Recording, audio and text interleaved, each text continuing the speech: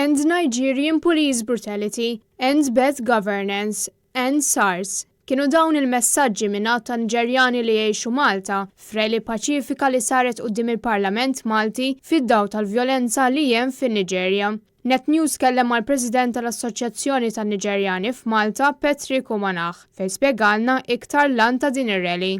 We are here for a peaceful rally against the police brutality of the Nigerian youth in Nigeria, which started last Tuesday. Many youths have been killed.